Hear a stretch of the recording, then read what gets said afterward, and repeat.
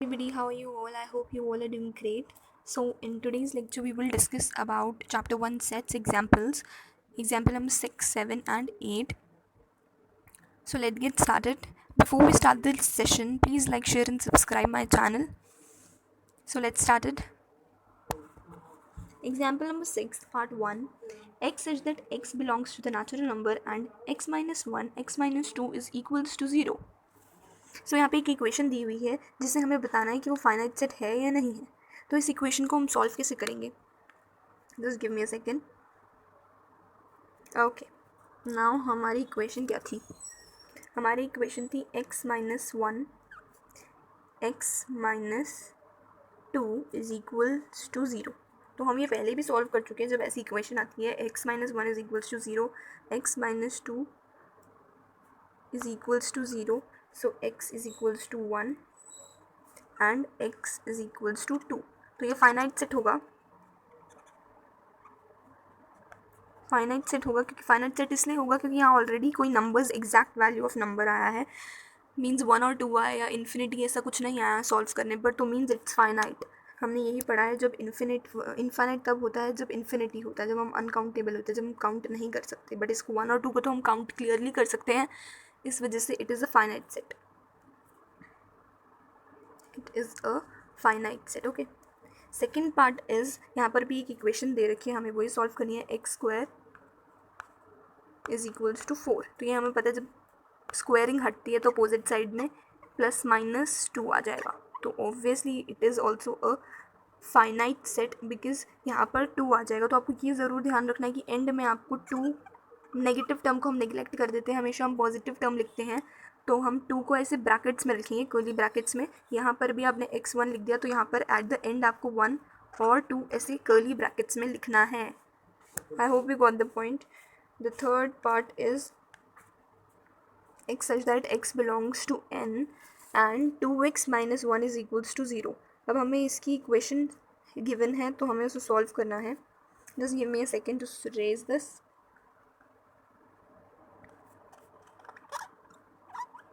Now what is the equation? The equation is 2x minus 1 is equals to 0. So the equation is 2x minus 1 is equals to 0. So 2x is equals to 1. So x is equals to half. Half को हम ये consider कर सकते हैं कि ये कोई exact value of number नहीं है, तो हम इसको 5 कंसिडर करते हैं. मीन्स एम्प्टी सेट, क्योंकि हाफ इज़ इन्फिनाइट. मतलब इस कहने का क्या है, प्राइम नंबर्स क्या होते हैं? जो प्राइम नंबर वो होते हैं जो अपने से खुद डिविजिबल होते हैं. मीन्स 2 के टेबल में सिर्फ 2 ही अपने टेबल से डिवाइड हो सकता है. ऐसे ही 3 सिर्फ इट सेल्फ डिवाइड होता है. जो नंबर इट सेल्फ डिवाइड हो मीन्स अपने टेबल से खुद से डिवाइड होते हों, उन्हें प्राइम नंबर्स कहते हैं. तो ये तो इन्फिनाइट है ना, मतलब कितने सारे ऐसे टेबल्स हैं जो अपने आप से डिवाइड होते हैं. 2, 3, 5, 7. तो ये तो इट सेल्फ डिवाइड होते हैं. तो ऐसे कितने इन्फिनाइट नंबर्स हैं तो हम उन्हें काउंट नहीं कर सकते. तो so it is infinite. I hope you got this point. ऐसे ही नेक्स्ट पार्ट भी है. X such that x is belongs to natural number and x is odd. ऐसे ऑड नंबर्स कितने सारे हैं? क्योंकि यहाँ पे दिया हुआ since there is infinite number of odd numbers hence the given set is infinite. ऐसे ही ऑड नंबर्स कितने सारे हैं? 1, 3, 5, 7. इतने सारे ऑड नंबर्स हैं जो हम काउंट ही नहीं कर सकते हैं. सो it is infinite. I hope you got this example. So the next example is example number 7. Find the equal, just give me a second. Yeah, find the equal sets if any, give reasons. हमें अब equal set बताना है. जो मतलब हमने जैसे पहले सीखा था a और b को इक्वल किया था, वैसे ही मतलब क्योंकि क्यों इक्वल किया था? क्योंकि a के एलिमेंट सारे b में भी थे और b के एलिमेंट सारे a में भी थे. तो means it is a equal set. तो हमने इक्वल सेट किया था और उसका रीज़न भी देना है. ओके, सो ए में हमें 0 गिवन है, बी में x such that x less than 15 and greater than 5. C is x such that x minus 5 is equals to 0. D is x such that x square is equals to 25. E is equals to x such that x is an internal positive root of the equation. Means इस equation को सबको solve ही करना है. सिर्फ directly ए में ही हमें दे रखा है 0, बाकी सब में हमें सॉल्व करके बताना है कि कौन कौन से नंबर्स आएंगे. 0 ए में बिलोंग करता है और किसी में बिलोंग ही नहीं कर रहा है. हमें यहाँ डायरेक्टली दिख रहा है greater than 5 and less than 15. यहाँ 0 के अलावा और सारे नंबर्स आ सकते हैं. इट इज़ वेरी क्लियर, तो ज़ीरो बिलोंग नहीं कर रहा। x minus 5 is equals to zero है, तो x इज इक्वल्स टू 5 आ जाएगा सी में, ज़ीरो आ ही नहीं रहा। अब डी है x square is equals to 25, तो यहाँ पर भी x is equals to plus minus 5 आएगा। 5 हम नेगेटिव टर्म नेगलेक्ट कर देंगे, पॉजिटिव ही आएगा। ऐसे ही डी में भी नहीं हुआ। अब ई की इक्वेशन है, just give me a second. अब ई की इक्वेशन है x square minus 2x minus 15,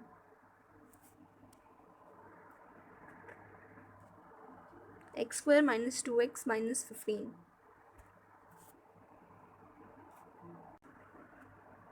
is equals to zero. So x common आ जाएगा, x माइनस 5 आ जाएगा, plus 3x minus 5 is equals to zero. So x plus 3 and x minus 5 is equals to zero.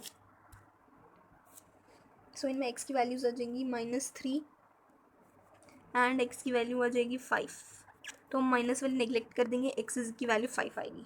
तो ये a से belong नहीं कर रहा, क्योंकि a में आ रखी है हमारी 0, तो a किसी से भी बिलोंग नहीं करता। यहाँ पे क्लियरली विजिबल है कि a is not belong to b, c, d and e, किसी से भी बिलोंग नहीं करता a। ओके, अब हम सेकेंड पार्ट पे आते हैं। सेकेंड पार्ट पे हमें क्या दिया हुआ है। ओके, सेकेंड पार्ट पर b में है एक्स स्क्वायर मीन्स 5 से बड़ा और 15 से छोटा।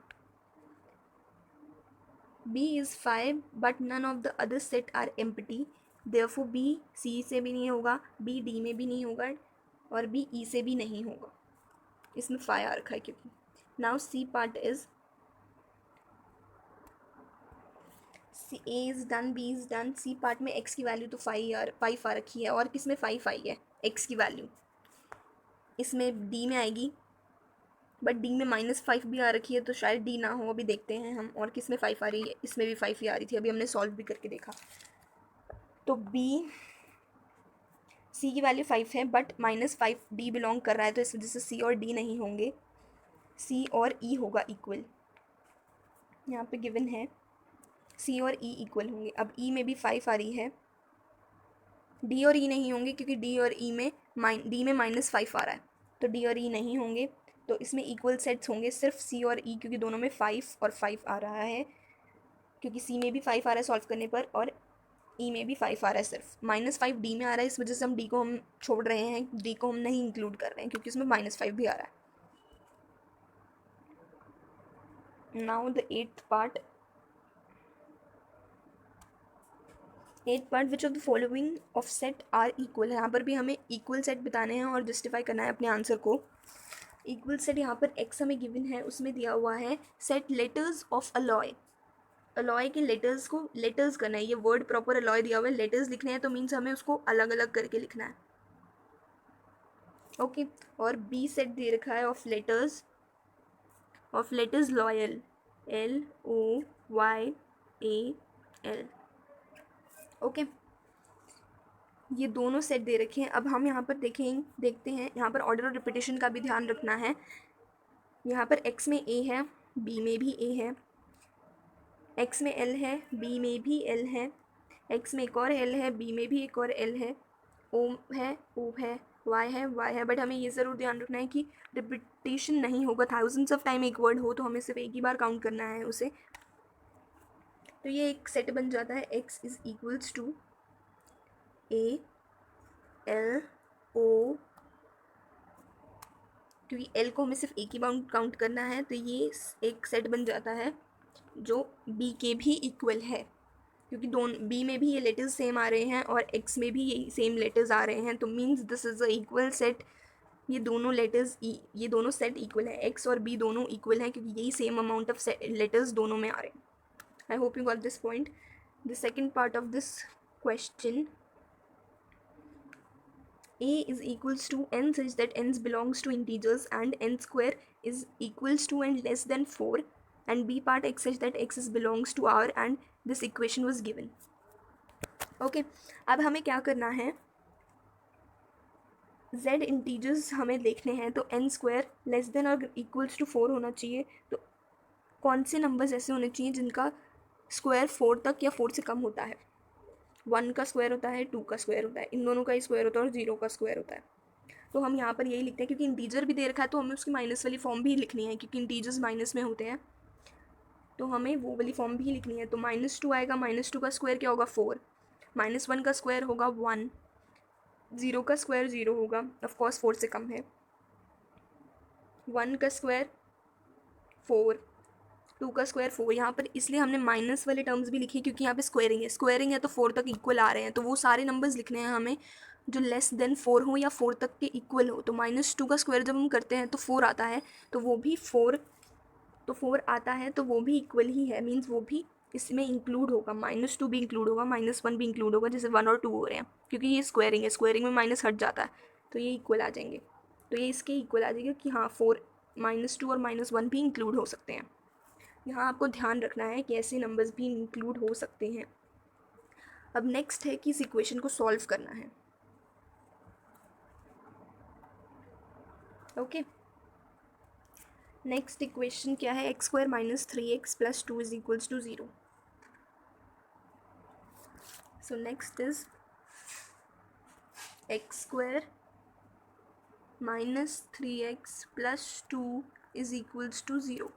अब इस इक्वेशन को सॉल्व करना है। अब इस इक्वेशन को कैसे सॉल्व करेंगे? जिससे स्प्लिटिंग मेथड से उस इक्वेशन को करी थी वैसे ही इस इक्वेशन को भी करेंगे हम।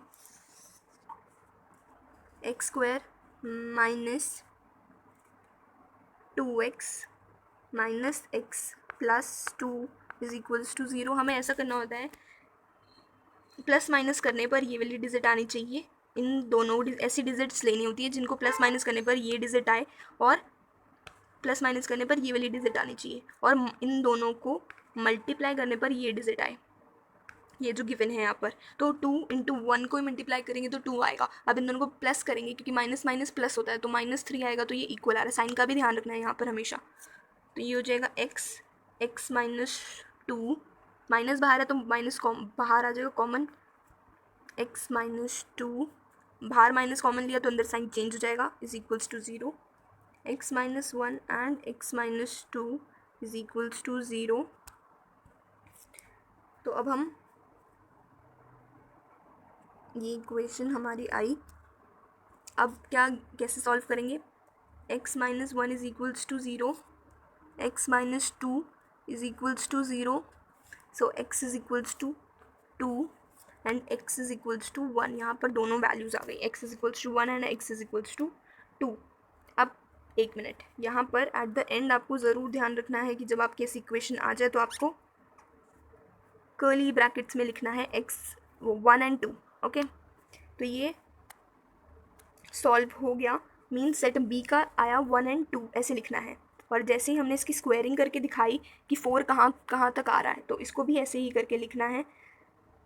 अब ये ध्यान रखो कि 0 ए में आ रहा है बट 0 बी में नहीं है, -1 ए में है, -1 बी में है ही नहीं, -2 ए में है, -2 बी में तो है ही नहीं, सिर्फ 1 और 2 है। तो ये इक्वल सेट नहीं है क्योंकि सारे same amount of numbers A और बी में दोनों में प्रेजेंट नहीं है, so it is not equal set. So कौन कौन से सेट्स थे?